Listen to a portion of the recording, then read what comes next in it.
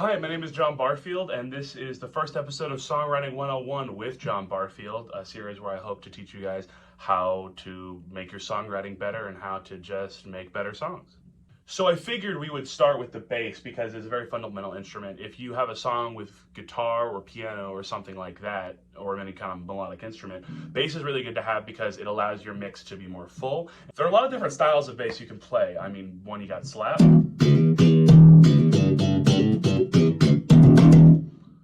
There's also the two-finger walking technique. You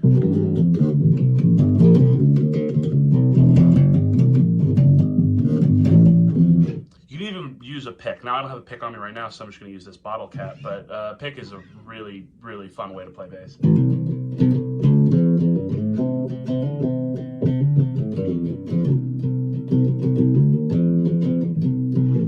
So I want to start with a pretty simple bass line, and we can elaborate from there just to show you how I write my bass lines and how you could maybe get some ideas for yours. So a simple bass line would be something like...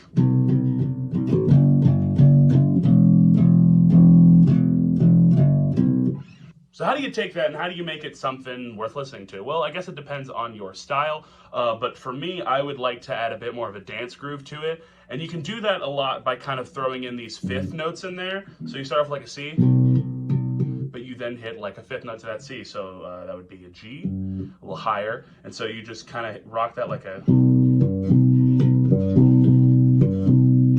Go down to the G, do the same thing.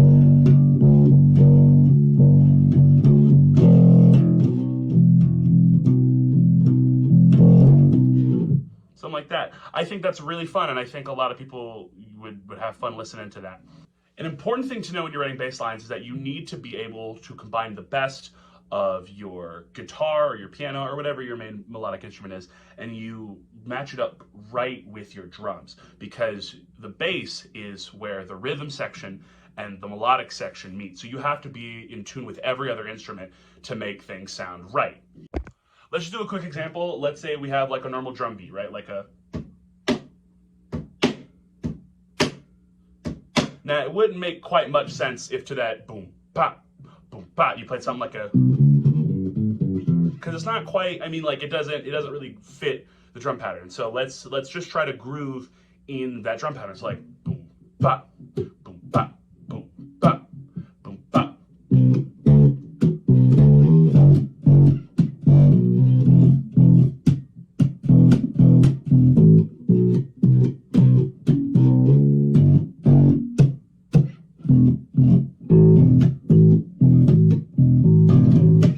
You also want to be able to know your scales, because once you know your scales in and out, you can pull out notes that are appropriate for the situation, and it allows the bass line to be more coherent. So for C major, the bass line that we've been working on would be in that key. So that would be something like...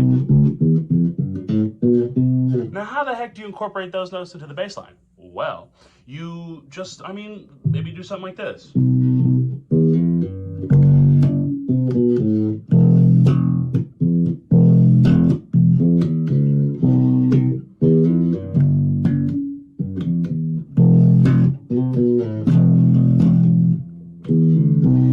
So before we head out, I'm going to leave you guys with a little bass riff with kind of the stuff we've learned here today, and I'm going to just play you guys out. So thank you so much for coming in. Make sure you tune in next time for more Songwriting 101 with John, and I'll see you later.